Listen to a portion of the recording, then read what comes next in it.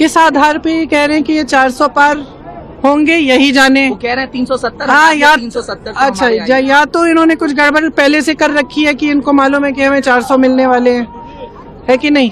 नहीं तो इस तरह ज्योतिषी की तरह कैसे कह सकते हैं कि क्या मिल रहा है। ईवीएम को लेकर प्रियंका गांधी ने खोल दी भाजपा सरकार की पोल। देश में लोकसभा चुनाव 2024 को लेकर सियासी सरगर्मियां तेज हो गई हैं।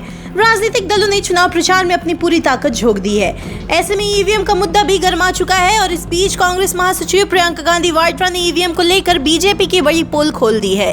दरअसल एक मीडिया कर्मी ने प्रियंका गांधी से सवाल किया कि बीजेपी अपनी सीटें 400 पार बता रही हैं, आप इंडिया को कितनी सीटें आने का अंदाजा लगा रही हैं। इसका जवाब देते हुए प्रियंका गांधी ने कहा कि बीजेपी इस आधार पर कह रही है कि उनकी 400 सीटें आ रही हैं। उनको चुनाव से पहले कैसे ये बात कोई कह सकता है कि उनको कितने सीटें मिल रही हैं।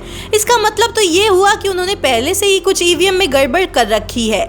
मैं इतना कह सकती हूँ कि अगर चुनाव में ईवीएम में धांधली नहीं हुई तो ये लोग 180 सीटें भी नहीं जीत पाएंगे। बताते चले कि प्रियंका गांधी ने आगे कहा कि बीजेपी सत्ता के लिए किसी भी हद तक गिर सकती है।